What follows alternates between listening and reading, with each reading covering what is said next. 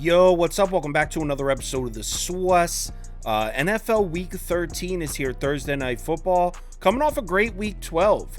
On Friday, I had the Jets and the under, so I entered the weekend in the red for the week, didn't have a ton of momentum, had a great Sunday, then finished it up with Ravens and under on Sunday night, then Bears and under on Monday night. So really a great Week 12 for us. Let's keep that rolling.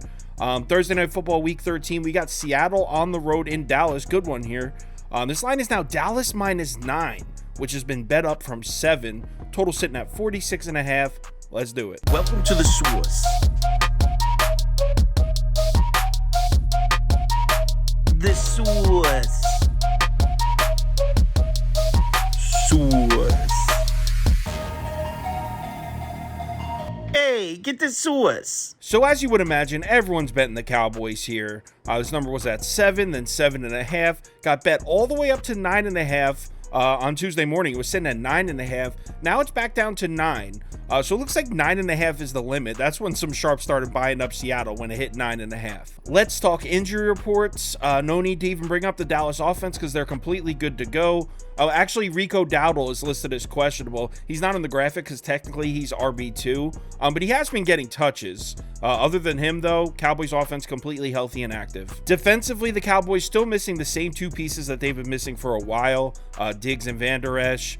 They may be getting Kirms back at safety. He's listed as questionable. He missed the Thanksgiving game against Washington, so we'll have to wait and see on him. On the Seattle side, they're still going to be without right tackle Abraham Lucas. He hasn't played since week 1.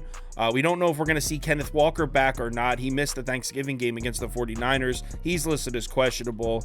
They also have a guard listed as questionable, but he was listed as questionable last week as well, and he played, so I think he'll be out there. On the defensive side, Seahawks are still missing Nwosu on the edge. Also, Leonard Williams listed as questionable, and the Seahawks haven't released any practice reports for the week, so really don't have a status report on him other than he's listed as questionable. So let's match these two teams up on the field. Obviously, Geno Smith looking pretty awful in that Thanksgiving night game against San Francisco. 18 of 27, 180 yards, 6.7 yards per attempt, no touchdowns and a pick, just a 70 passer rating.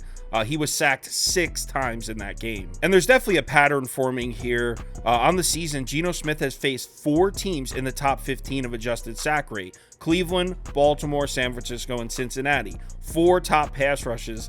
In those games, he's averaging just 229 yards per game, 2 touchdowns, 6 interceptions, and a 66.7 average passer rating. So he has struggled mightily against elite pass rushes. The Seahawks were 1-3 in those games with an average point differential of -13. Tell me it's not the worst news ever for the Seahawks now going on the road into Dallas. Cowboys defense 12th in adjusted sack rate, 2nd in pressure rate. As we know, Seahawks really struggling to protect Geno Smith, especially against better pass rushes. Seahawks are 26th in pressure rate allowed, 30th in QB hurry rate allowed. And as we know, Geno Smith is one of those quarterbacks that has extreme splits when given a clean pocket versus when pressured. When given a clean pocket on the season, Geno Smith's 8th in yards per attempt, 4th in big time throw rate. When pressured, 27th and 29th. And not only does he have to see this Cowboys pass defense, but he has to see them on the road at AT&T Stadium, where they've just been lights out.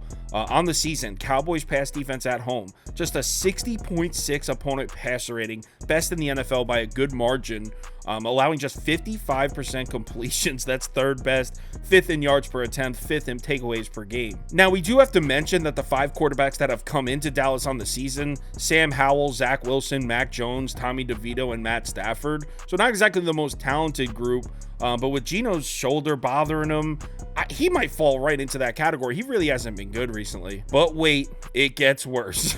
But wait, there's more. Perhaps the nail in the coffin here: Cowboys run a ton of man coverage. 63.1% of the Cowboys' defensive snaps this year have been in man. That's the most in the NFL. Seattle's passing offense dramatically worse against man coverage. Against zone coverage, 2nd in completion percentage, 10th in passer rating, 10th in net yards per attempt. Against man, 31st, 26th, and 18th. So yeah, all signs point to this being an absolutely terrible matchup for Geno Smith and the Seahawks offense. But what about the run game? Will there be some run support for Geno? I don't think so. I mean, there's a chance Kenneth Walker returns from injury, like I said, and they're going to need him because Zach Charbonnet has gotten 2 opportunities to be the guy, to be the main back, and his production has fallen off a cliff. In those 2 games where Zach Charbonnet was RB1, averaging just 3.2 yards per carry and 3.3 yards per reception. And the Cowboys defense may be vulnerable to the run at times, but not at home.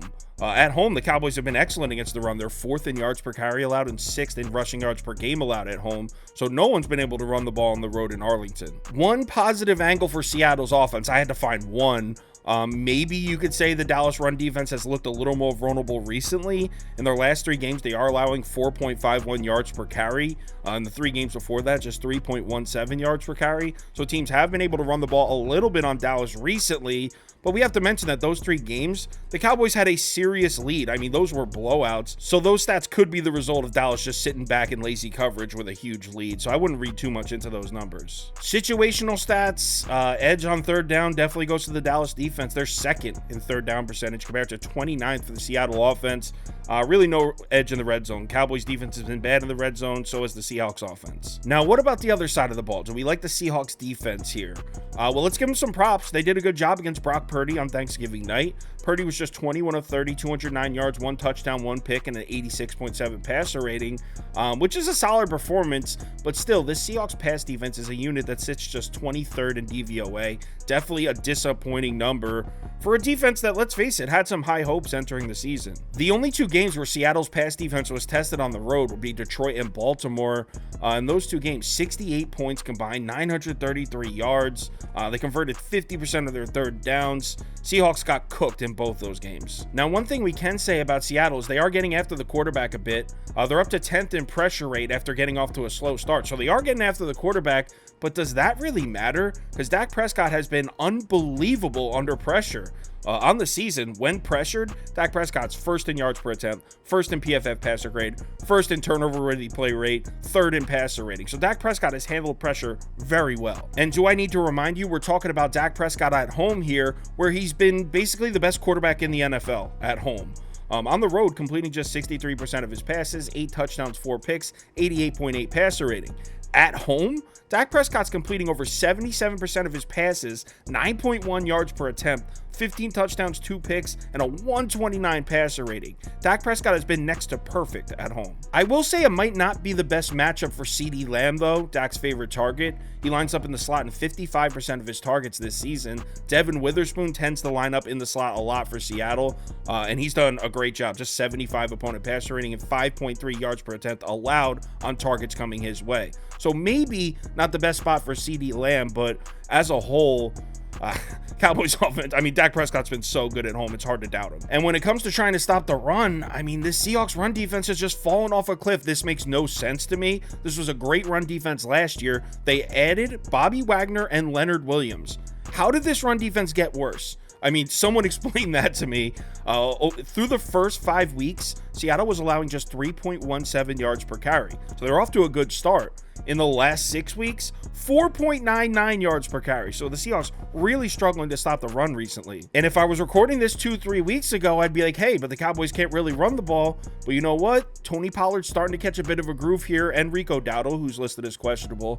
On the previous 4 weeks, Cowboys averaging just 3.57 yards per carry. But in their last 3, 4.81 yards per carry. So the Cowboys starting to get the run game going a little. Situational stats on this side of the ball. Shocker. Edge goes to Dallas again. The Cowboys offense 2nd and 3rd down percentage, 16th in the red zone. Seahawks defense 27th and 29th. Let's talk some trends. Cowboys 11-2 against the spread in their last 13 at home, with an average against the spread differential of +11. Wow. So the Cowboys aren't just covering at home, they're covering by 2 touchdowns at home. Cowboys have covered this number, -9, in 9 of their last 11 home games.